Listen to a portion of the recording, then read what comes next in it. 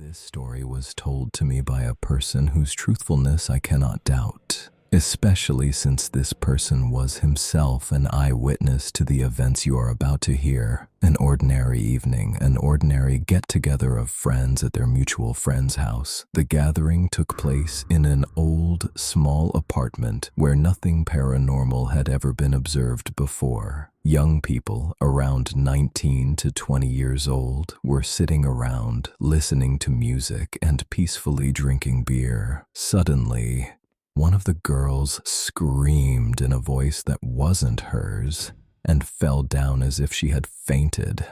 Before everyone could rush over to her, she suddenly looked at them with a crazy expression and she began to shake. Her pupils dilated so much that her eyes simply turned black. The girl made strange sounds, screamed incomprehensible words, and shook so violently that it resembled an epileptic seizure. Her friends grabbed her and held her to keep her from falling. Then the girl suddenly, quietly, as if forcing herself, whispered, "Hold me, hold me. Don't let me go. They've come, and they want to take me. Don't let me go. There's a boy with yellow eyes here." And then she started screaming again. She suddenly became extremely strong. She grabbed one of the other girls so hard by the shoulder that the victim's hand turned gray like a dead person's. And now, in that spot, there's a huge bruise. After a while, among the incoherent, chaotic sounds, the witnesses to this terrifying scene heard the girl's words. "Cover the mirror. He's in there. Cover the mirror, please." There was an ordinary mirror hanging on the wall in the room. One of the girls grabbed some cloth and ran to the mirror. Suddenly, she let out a blood-curdling scream.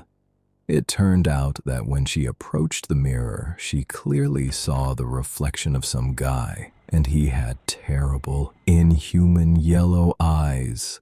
A fraction of a second later, he disappeared.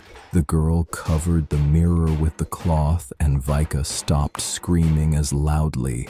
Then someone had the idea to recite the Our Father prayer. By the end, everyone in the room was reciting it in chorus. When the words, "Deliver us from evil," were spoken, Vika stopped shaking.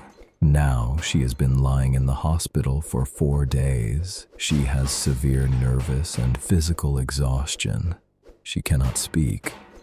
The only thing that can even partially explain why this happened specifically to Vika is that she was the only one among those in the room who was not wearing a cross on her neck.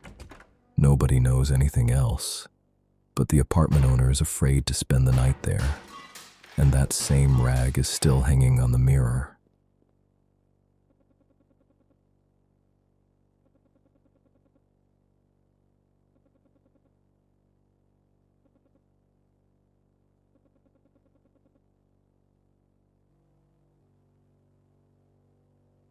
It was a quiet autumn evening. I was returning from a business trip. The highway, loud music in the cabin, the steady hum of the engine, all of it was relaxing. I turned onto a road where a sign pointed. The wheels began to rustle on the gravel beneath me. The road became noticeably worse. It was getting dark outside. The ancient trees outside the window began to block the already weakening sun.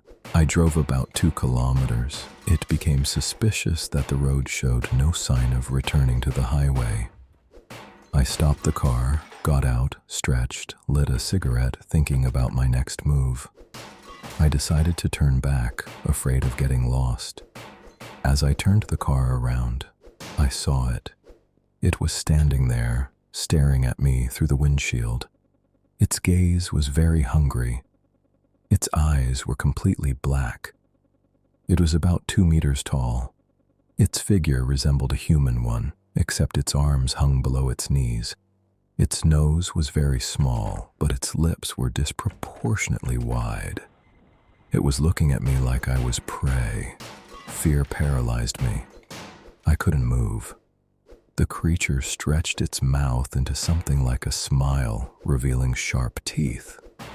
The horror was suddenly replaced by a sharp rush of adrenaline into my blood.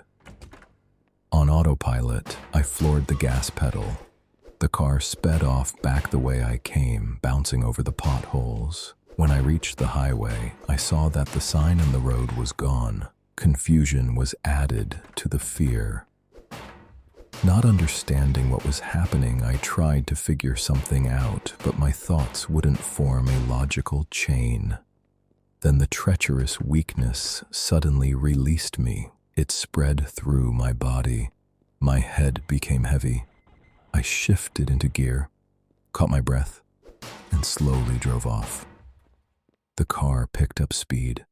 5 years have passed, and I still sometimes see it in my dreams. Because of that, I developed insomnia due to stress. I don't even know how to forget something like that.